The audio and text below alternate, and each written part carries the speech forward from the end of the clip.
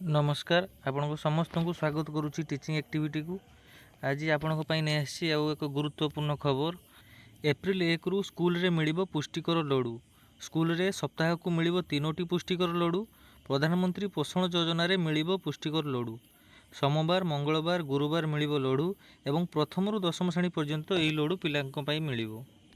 तेबे आसंतु जानिबा कौन रही यार गाइडलाइन एवं ये लडू किए प्रस्तुत करेंगे, यार मूल्य केते रहिबो देखंतु सविशेष ये चिठीटी आसी from Shri Girish Chandra Singh OAS state nodal officer PM Poshan to all collectors. Subject होची provision of 3 nutrition rich laddoos in a week for the students covered under PM Poshan scheme. एथिरे गाइडलाइन आपणकर रही the government have approved the proposal to provide 3 nutrition rich ladoos in a week, that is on Monday, Tuesday and Thursday at a cost of 3 टंका 50 पैसा पर लडू during morning assembly. आपणकर प्रत्येक लडूर दाम रहिबो 3 टंका 50 पैसा, that is material cost of 3 टंका 24 पैसा। अर्थात आपणकर लडूर जो मटेरियल खर्च रहिबो सेटा रहिबो आपणकर 3 टंका 24 पैसा एंड प्रिपरेशन कॉस्ट 26 पैसा रहिबो। आपण जे प्रस्तुत करिवे आपणकर कुक बा हेल्पर से मानकर पाइबे 26 पैसा प्रति लडू। एवं एथिरे आपणकर रही cook cum helpers have received training on preparation of millet laddoos during the capacity building programme of CCH held during the month of April to July 2023।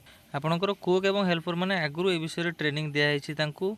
एवं आउ गोटे गुरुत्वपूर्ण जिनस होची concern HM should maintain the records regarding the preparation and distribution of millet laddoos for future audit purpose. तेणु आपणकर यही विषय ऑडिट हो पारे एवं यार प्रिपरेशन एवं डिस्ट्रीब्यूशन रो रेकॉर्ड प्रत्येक एचएम को रखा निर्देश दिया जायछि।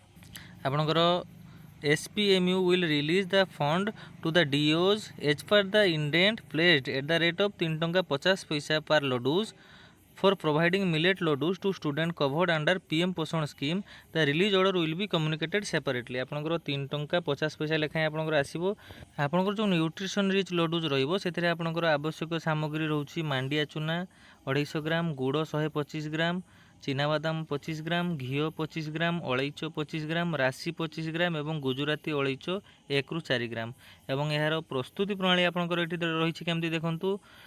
आपनकर मध्यम आकार प्यान को काढ़ी गरम आंच रे 2 मिनिट पर्यंत गरम करंतु एवं कढ़ई रे मांडिया चूना पकाई मध्यम आंच रे 6 रु 8 मिनिट पर्यंत भाजी दियंतु। यह भल भाबे भाजी होई सुगंध बाहरला परे मांडिया चूना को एक पात्र को स्थानांतर करी ठंडा हेबाकू दियंतु।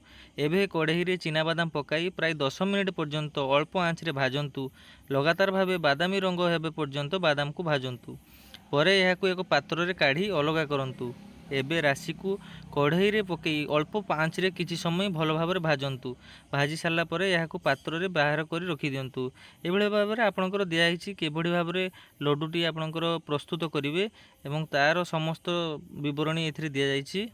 एवं एथिरे सबुठु गुरुत्वपूर्ण जिनिस होछि आपनकर प्रत्येक लडू आपनकर मिलिबो 3 टंका 50 पैसा, जोंथिरे आपनकर इनग्रेडिएंट कॉस्ट रहिछि 3 टंका 24 पैसा एवं मेकिंग कॉस्ट रहिछि 26 पैसा पर मिलेट लडू एवं सीसीएच आपनकर पाइबे 26 पैसा फॉर प्रिपेयरिंग ईच लडू।